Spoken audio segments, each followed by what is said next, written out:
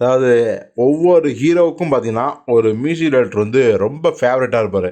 உதாரணத்துக்கு நம்ம உலகநாயகன் கமலஹாசனுக்கு அப்படின்னா, கண்டிப்பா அது இசைஞானி இளையராஜா தான். அன்னையிலேருந்து இன்னைக்கு வரையும் பார்த்தீங்கன்னா, இளையராஜா விட்டுக் குடுக்க மாட்டாரு. இளையராஜாவும் மற்ற ஹீரோக்களுக்கு எல்லாம் எப்படி சாங்ஸ் போடுவாரோ, அப்படிலாம் கமலுக்கு போடாம, ஒரு படி இல்லாம பல படிகள் வந்து தூக்கலா தான் மியூசிக் போடுவாரு. கமல் படங்களுக்குன்னே சாங்ஸ் எல்லாம் தனித்தனியா தெரியும். அதற்கு காரணம் கமல் கொண்டு போற கதையும், அதோட சிச்சுவேஷன்ஸும் பார்த்தீங்கன்னா, ரொம்ப ஃப்ரெஷ்ஷா இருக்கும். ரெகுலரான ஒரு ஓப்பனிங் சாங்கு, ஒரு டூயட்டு, ஒரு குத்துப்பாட்டு, தத்துவ பாட்டு இப்படிலாம் இருக்காது. கமல் படம்னாவே சாங்ஸும் சரி, சிச்சுவேஷனும் சரி வேற மாரி இருக்கும். உதாரணத்துக்கு குணாவ சொல்லலாம், புன்னகை மன்னன சொல்லலாம், விருமாண்டிய சொல்லலாம், அப்படி சொல்லிட்டே போலாம். ஸோ அது மாரி கமலுக்கு பர்ஃபெக்ட்டா அமைஞ்சவர் தான் இளையராஜா. அதே மாரி தான் நம்ம எஸ்டிஆர் என்கிற சிலம்பரசனுக்கு அமைந்தவர் தான் யுவன் சங்கர் ராஜா. ஆக்சுவலி பார்த்தீங்கன்னா, யுவன் சங்கர் ராஜா தனுஷுக்கு ஆரம்ப காலத்தில ஹிட்ஸ் குடுத்தாரு. அதுக்கப்புறம் சூர்யாவுக்கு ஹிட்ஸ் குடுத்தாரு. ஆனாலும் கூட சிம்பு, யுவன் அப்படின்னா அந்த காம்பினேஷன் வேற லெவல்ல இருக்கு அப்படிங்கிறது தான் உண்மை. உதாரணத்துக்கு முதல் முறையா 2 பேரும் இணைந்த மன்மதனாகட்டும், வல்லவனாகட்டும், சிலம்பாட்டமாகட்டும், வானமாகட்டும், அன்பானவன், அடங்காதவன், அசராதவனாகட்டும், இப்படி எல்லா படங்களுக்கும் பார்த்தீங்கன்னா, யுவன் சங்கர் ராஜா வேற லெவல்ல தெறிக்க விட்டுருப்பாரு.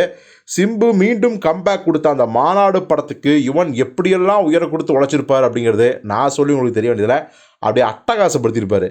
இப்போ சிம்பு அவர்கள் வந்து 3 படங்கள் கமிட் ஆயிருக்காரு. 1 நம்ம ஏற்கனவே சொன்ன மாரி ஓ மை கடவுளே டைரக்டர் இப்போ டிராகன் பண்ணியிருக்காரு பார்த்தீங்களா, லவ் டு பிரதீப் வச்சு. அவர் டைரக்ஷனில் ஒரு படம், அஸ்வத் மாரிமுத்து டைரக்ஷனில்.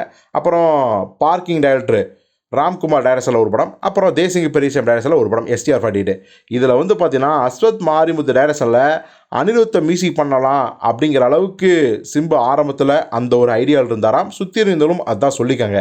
ஆனால் இப்போ யுவன் தான் எனக்கு வேணும் அப்படிங்கிறத வந்து உணர்ந்திருக்காராம் சிம்பு அவர்கள்.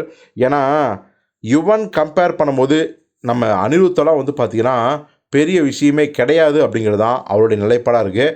அனிருத்து கூட நம்ம அடுத்தடுத்த படங்கள் எப்போ வேணாலும் கை கோத்துக்கலாம். பட் யுவன் தான் இன்னைக்கு எனக்கு தேவை, இன்னைக்கு எனக்கு மிகப்பெரிய வெற்றி தேவை அப்படின்னா அது யுவன் தான் எனக்கு வேணும், அப்படிப்பட்ட சாங்ஸ் வேணும் அப்படின்னு அவர் வந்து யுவன் சங்கர் ராஜாவே டிக்கெடிச்சிருக்காரு.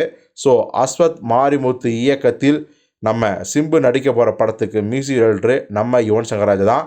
கிட்டத்தட்ட 6வது தடவையோ 7வது தடவையோ இந்த கூட்டணி மீண்டும் இணைகிறாங்க. ஸோ மிகப்பெரிய வெற்றி காத்திருக்கு அப்படின்னு தான் சொல்லணும்.